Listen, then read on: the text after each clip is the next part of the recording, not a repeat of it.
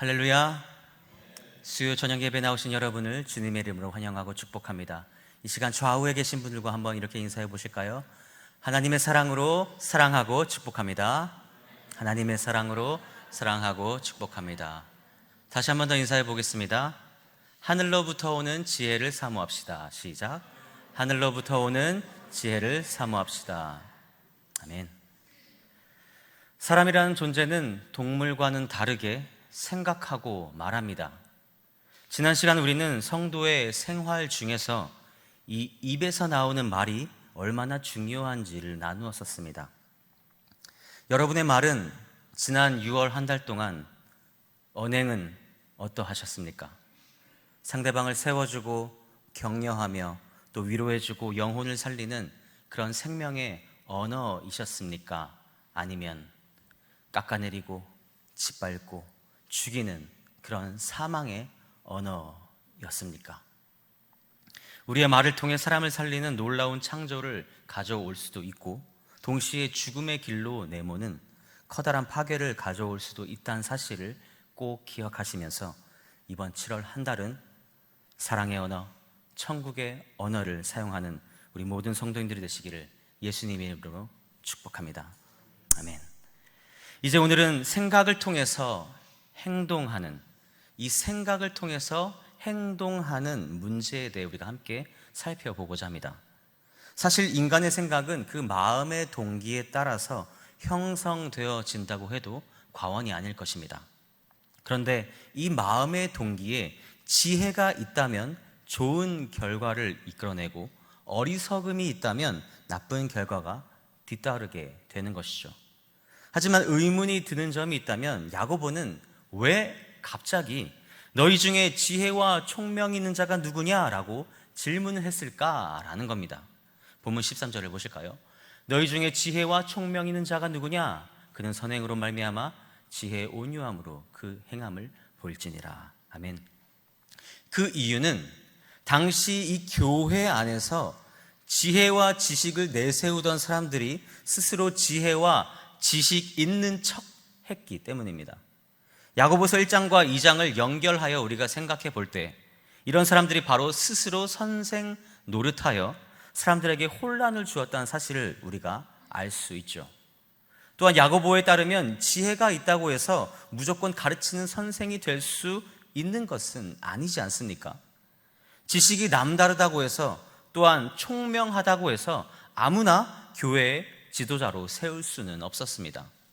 그래서 야고보는 교회에서 인정할 수 있는 그 은사로서의 지혜, 다시 말해 하나님께서 주시는 그 은사를 가진 자가 교회의 지도자가 되어야 한다라고 강조하기에 지금 지혜를 언급하고 있는 것이죠.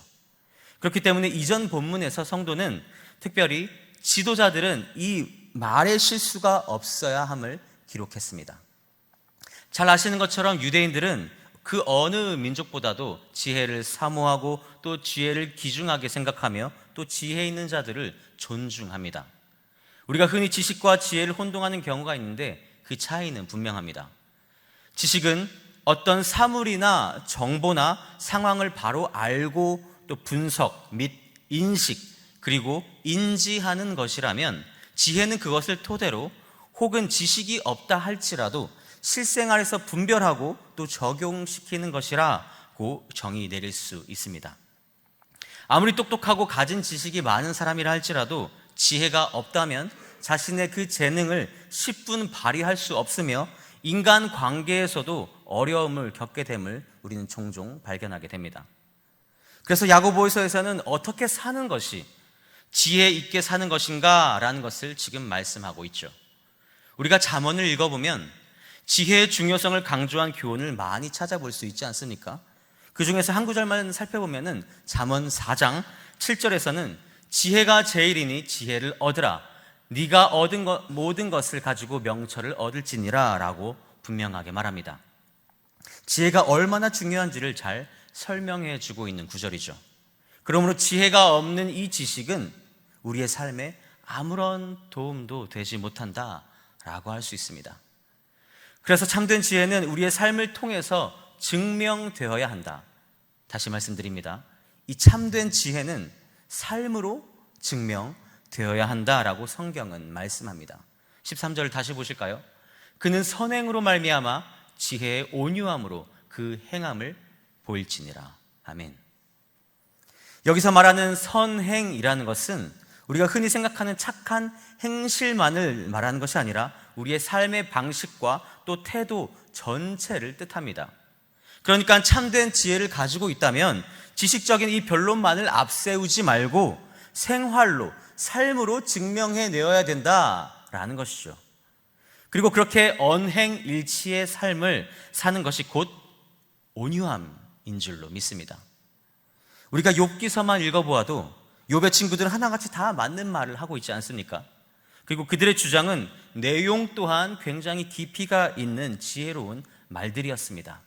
하지만 그것이 욥에게는 전혀 도움이 되지도 않았고 위로가 되지 않았기 때문에 그것이 참된 지혜는 아니었다라는 것이죠. 성경은 지혜라는 말을 이런 의미로 사용하고 있습니다.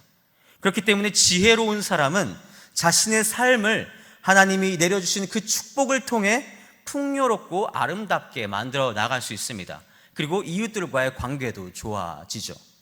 그리고 반대로 말은 잘하지만 실제로 삶이 그렇지가 않은 사람은, 즉 지혜롭지 않은 사람은 그 사람의 주변은 늘 삭막하고 어둡고 불화만 일어날 뿐이죠. 여러분의 삶은 어떠십니까? 조화로우십니까? 아니면 불화스러우십니까? 성경은 이 지식의 차원이 아니라 하나님과 우리와의 관계, 그리고 나와 다른 사람과의 이 관계에서 하나님을 어떻게 하면 영원하게 할 수 있는가에 대해서 말씀하는데 그것이 바로 지혜라고 강조합니다. 다시 말해 우리의 삶 속에서 옳고 그른 것을 분별하여 어떻게 적용할 수 있는가에 관해, 또한 어떻게 우리가 올바른 인격을 형성할 수 있는가에 관하여 지금 말씀하고 있는 줄로 믿습니다. 그리고 오늘 야고보는 이 지혜를 두 가지 유형으로 구별했습니다. 첫째는 하늘의 지혜와 둘째로는 땅의 지혜입니다. 다시 말해 하나님께 속한 지혜와 사단에게 속한 지혜라고 할 수 있죠. 그렇다면 사단에게 속한 지혜는 과연 무엇을 말하는 것일까요? 먼저 땅에 속한 지혜부터 살펴보고자 합니다. 우리 15절을 함께 읽어보실까요? 시작. 이러한 지혜는 위로부터 내려온 것이 아니요 땅 위의 것이요 정욕의 것이요 귀신의 것이니. 야고보는 땅의 지혜를 정욕의 것이며 또 귀신의 것이라고 정의합니다. 그러면 이 정욕의 것, 귀신의 것이라는 이 표현하는 땅의 지혜는 어떠한 특징을 가지고 있을까요? 본문 14절을 보겠습니다. 14절입니다. 그러나 너희 마음속에 독한 시기와 다툼이 있으면 자랑하지 말라. 진리를 거슬러 거짓말하지 말라. 독한 시기, 다툼, 자랑, 거짓, 네 가지입니다. 땅의 지혜는 시기와 다툼과 자랑과 거짓을 가지고 있다고 말하는데 이 단어들은 앞선 9절 13절과 대조해 보면 온유함과 비교가 될 수 있죠. 그리고 16절을 보면 땅에 속한 지혜를 가지고 있다면 어떠한 결과를 초래하게 되든지 또한 알려주고 있습니다.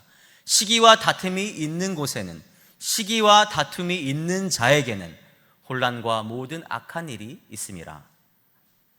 그렇습니다. 땅의 지혜가 있는 곳에는 혼란과 모든 악한 일만 남을 뿐이죠. 그런데 시기와 다툼이 있는 교회에 혼란과 악한 일이 있다는 것이 아니라 땅의 지혜를 가지고 있는, 다시 말해 사단의 지혜를 가지고 있는 사람과 그 무리들 속에서 결과적으로 요란함과 악한 일이 생겨난다는 것입니다. 처음에는 자신이 남보다 더 많이 안다고 하는 그 자랑이나 또 교만함에서 시작을 하지만 나중에는 이것이 시기와 다툼과 경쟁으로 이어져 결국에는 무질서와 타락으로 변질된다고 야고보는 지적합니다. 이러한 현상은 교회 안에서도 심심치 않게 우리가 찾아볼 수 있지 않습니까? 시기와 다툼을 즐기는 자들의 그 특징을 보면 처음에는 별건 아닌 것처럼 시작을 하는 것을 보게 됩니다. 교회에 대한 사소한 불평이나 또 사람에 대한 작은 불만을 가지고 있다가 점점 그 부정적인 마음이 자라서 공동체를 와해시키고 교회에 분란을 일으킬 뿐만 아니라 결국에는 하나님의 이름을 먹칠하는, 하나님의 이름을 욕되게 하는 꼴을 가져오게 되죠. 이러한 모습들은 모두 남보다 자신이 더 우월하다라고 생각하는, 그리고 하나님이 아니라 사람들에게, 다른 이들로부터 인정을 받으려고 하는 그러한 마음에서 오는 결과들이라고 할 수 있습니다.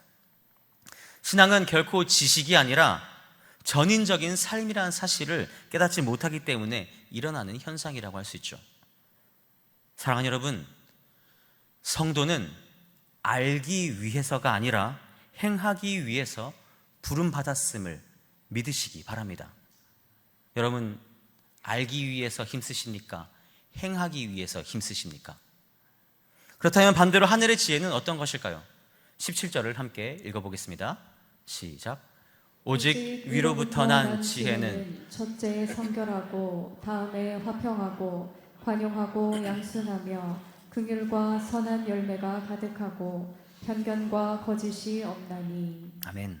엄밀히 말하자면 야고보 사도는 지금 지혜가 무엇인지가 아니라 지혜는 어떤 결과를 가져오는지에 대해 말씀하고 있습니다. 그리고 자세히 살펴보면 사도 바울이 갈라디아에서 기록한 성령의 열매와 그 내용이 매우 유사하다는 사실을 우리가 발견하게 됩니다. 5장 22절과 23절 또한 우리 다 같이 읽어보실까요? 시작. 오직 성령의 열매는 사랑과 희락과 화평과 오래 참음과 자비와 양선과 충성과 온유와 절제니 이 같은 것을 금지할 법이 없느니라. 아멘. 비록 야고보가 자신의 글을 통해 이 성령이라는 표현을 분명하게 사용하지는 않았지만 다음 장인 4장 5절을 통해서 우리는 야고보의 그 의도를 파악할 수 있습니다. 4장 5절입니다. 너희는 하나님이 우리 속에 거하게 하신 성령이 시기하기까지 사모한다는 말씀을 헛된 줄로 생각하느냐. 그렇습니다. 이 하늘로부터 오는 지혜는 세상의 것과는 전혀 차원이 다른 그것인데, 그 이유는 바로 우리의 힘으로는 얻을 수 없고 성령의 도우심이 필요하기 때문인 줄로 믿습니다. 야고보 사도는 이것이 바로 교회의 목표가 되어야 하며 지혜로운 법에 따라 살아가는 삶이야말로 우리 그리스도인의 목표가 되어야 된다, 우리의 삶의 목적이 되어야 된다라고 말하고 싶어 했습니다. 화면을 보시면 야고보는 지혜의 열매들을 총 7가지로 형용사들로 표현하고 있습니다. 성결, 화평, 관용, 양순, 긍휼, 선함, 편견과 거짓이 없음. 모두 다 하나님의 성품이지 않겠습니까? 이 덕목들의 공통점을 우리가 한마디로 말하자면 분리와 불협화음을 만들어내지 않는다는 것입니다. 바꾸어 말하자면 그리스도의 은혜로 우리가 구원받았다면 주님과의 연합을 이루듯이 하늘로부터 오는 지혜를 통하여서 우리 또한 성도들과 연합하여 한 마음으로 아름다운 조화를 이루어 나가야 된다라는 것이죠. 여러분은 현재 속한 것에서 아름다운 조화를 이루어 가고 계십니까? 아니면 불협화음을 만들어내며 공동체를 와해시키고 분리시키며 시기와 질투를 조장하고 있습니까? 그래서 야고보는 마지막 18절에서 화평을 한 번 더 강조하며 마무리하고 있습니다. 18절 보실까요? 화평하게 하는 자들은 화평으로 심어 의의 열매를 거두느니라. 사랑하는 성도 여러분, 의의 열매를 거둔다는 것이 무슨 의미일까요? 율법의 그 강령대로 하나님 사랑, 이웃 사랑이지 않겠습니까? 마가복음 12장 30절과 31절 말씀을 함께 읽어보겠습니다. 시작. 내 마음을 다하고 목숨을 다하고 뜻을 다하고 힘을 다하여 주 너의 하나님을 사랑하라 하신 것이요 둘째는 이것이니 내 이웃을 내 자신과 같이 사랑하라 하신 것이라. 이보다 더 큰 계명이 없느니라. 아멘. 우리가 주 예수를 믿어 하나님의 거룩한 자녀가 되었다면 우리의 모든 삶에서 선한 그리스도의 인격이 나타나야 함을 지금 말씀합니다. 이러한 맥락과 의미에서 야고보는 2장 26절에서 행함이 없는 믿음은 죽은 것이다 라고 말씀하고 있는 것이죠. 그러나 이 행함은 세상의 말이나 또 세상의 지혜에 있는 것이 아니라 하늘로부터 내려오는 지혜에 있다는 사실을 믿으시기 바랍니다. 그리고 참된 지혜를 진정으로 여러분이 갈망하신다면 1장 5절에서도 이미 살펴보았듯이 지혜의 근원 되시는 우리 주님께 간구하시기 바랍니다. 너희 중에 누구든지 지혜가 부족하거든 모든 사람에게 후히 주시고 꾸짖지 아니하시는 하나님께 구하라. 그리하면 주시리라. 아멘이십니까? 우리 다시 한 번 더 같이 읽어보겠습니다. 시작. 너희 중에 누구든지 지혜가 부족하거든 모든 사람에게 후히 주시고 꾸짖지 아니하시는 하나님께 구하라. 그리하면 주시리라. 아멘. 그래서 사도 바울은 고린도전서 2장 4절에서 참된 지혜는 성령의 도우심이 있어야지만 가능하다라고 고백합니다. 내 말과 내 전도함이 설득력 있는 지혜 말로 하지 아니하고 다만 성령의 나타나심과 능력으로 하여. 아멘. 사랑하는 신일교회 성도 여러분, 사람은 그가 하는 말과 행동을 통해 그 사람의 인격과 성품을 알 수 있지 않습니까? 인간은 죄인이기 때문에 스스로 지혜롭다라고 여기며 살아갑니다. 그 누구도 자신이 하는 말이, 자신이 내뱉는 그 언행이 둔하고 악하다고 여기는 사람은 아마 아무도 없을 것입니다. 그러나 참된 지혜는 선행을 동반한다는 사실을 절대 잊지 마시기 바랍니다. 그리고 참된 진정한 의는 하나님의 말씀을 따라 사는 인생인 줄로 믿습니다. 여러분은 어떠한 지혜를 가지고 있으신가요? 하늘의 지혜이십니까? 아니면 땅의 지혜이십니까? 하나님께서 주시는 지혜이십니까? 사단에게 속한 지혜이십니까? 바라고 소망하기는 말씀과 기도를 통해 하늘로부터 내려오는 지혜를 날마다 구하여서 남은 한 주간도 성결과 또 화평을 삶 속에서 이루어 나가시는 복된 성도님들이 되시기를 우리 주 예수 그리스도의 이름으로 간절히 축원합니다. 함께 말씀을 기억하며 기도하겠습니다.